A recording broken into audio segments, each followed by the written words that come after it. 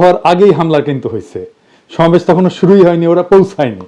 সমাবেশের পরেও সেখানে হামলা হয়েছে। সেই সমাবেশে হাসনাত আব্দুল্লাহ স্লোগান দিছে মুজিববাদ মুর্দাবাদ। শুনেন, মুজিববাদ মুজিববাদ মুর্দাবাদ মুর্দাবাদ মুজিববাদ মুজিববাদ মুর্দাবাদ মুর্দাবাদ মুর্দাবাদ মুর্দাবাদ মুজিববাদ মুজিববাদ মুজিববাদ মুজিববাদ মুর্দাবাদ মুর্দাবাদ ইনকিলাব ইনকিলাব জিন্দাবাদ জিন্দাবাদ। এনসিপি যাইতেছে গোপালগঞ্জ শহরে, আর বাকশালীরা টুঙ্গিপাড়া পাহারা দেয়। আরে বেকুব, টুঙ্গিপাড়ার দায়িত্ব তো আমার। লোহা না গরম হইলে হাতুড়ি দিয়ে লোহায় বাড়ি দিয়ে লাভ আছে কোন?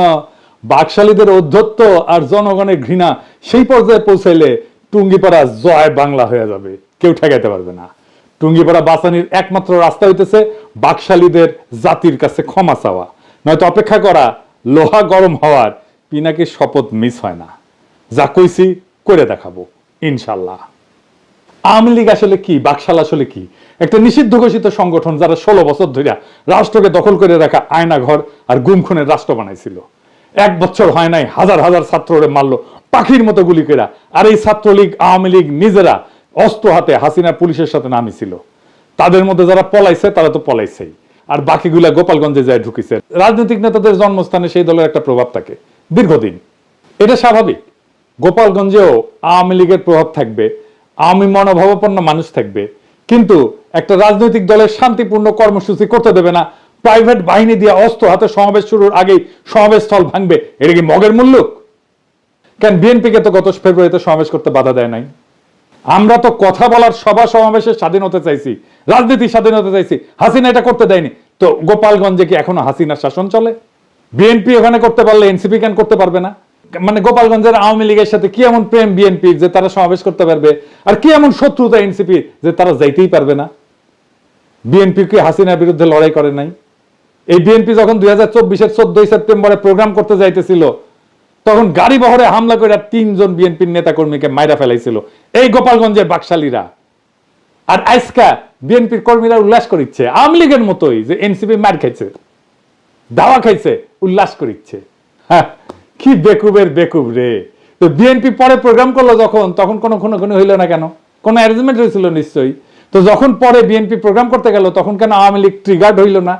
কেন ডাক্তার জাহিদ ট্রিগার্ড হইল না? কেন কচু খেতে ট্রিগার্ড হইল না? কেন আগে থেকে আওয়ামী লীগেরা চ্যালেঞ্জ ছুড়ে দিতে থাকলো? প্রশ্নটা এখানেই। তার মানে বিএনপির সাথে গোপালগঞ্জ আওয়ামী লীগের এই মুহূর্তে কোনো কনফ্লিক্ট নাই, কনফ্লিক্ট আছে এনসিপির সাথে। তার মানে এনসিপি সেই শক্তি যা হাসিনাকে উৎখাত করছে, তারে ঠেকাইতে হবে। বিএনপির সাথে আর কোনো শত্রুতা নাই। তাই আওয়াজ তুলছে গোপালগঞ্জের ছাত্ররা ঢুকতে পারবে না, ঢুকলেও বাইরে হতে পারবে না। এইটা ছিল মিথ। এই মিথ চুরমার হয়ে গেছে। রাজনৈতিক দলের কর্মসূচিকে নিরাপত্তা দেওয়া পুলিশের কর্তব্য, আর্মির কর্তব্য। এনসিপি মারপিট করতে যায় নাই, সভা করতে গেছে, রাজনৈতিক সভা। এনসিপির হাতে অস্ত্র ছিল না, আমরা সবাই দেখছি। তারা খালি হাতে গেছে, পুলিশ আর্মি নিরাপত্তা দিচ্ছে, তাদের পেশাগত কাজ করছে। পুলিশ আর্মি এই কাজটা করছে রক্তপাতহীন ভাবে, কোনো প্রাণ ঝরে নাই, যতক্ষণ পর্যন্ত এনসিপির নেতারা ছিল। এটাই বিজয়, হাসিনার জামানাকে অতিক্রম করে যাওয়ার বিজয়। এই বিজয় এলো বর্ষা বিপ্লবের নায়কদের হাত ধরে। গোপালগঞ্জে মুজিব বিরোধী সমাবেশ করতে যাওয়া যায়, নিরাপদে ফিরেও আসা যায়, কোনো প্রাণঘাতী সংঘাত ছাড়াই। তারা তাদের কর্মসূচি শেষ করে ফেরত আসছে। এই ঘটনার রাজনৈতিক মূল্য অনেক। এইগুলাই ছোট ছোট বিজয়। আর গোপালগঞ্জের জনগণ নামে নাই, নাম ছিল বাকশালী গুন্ডারা।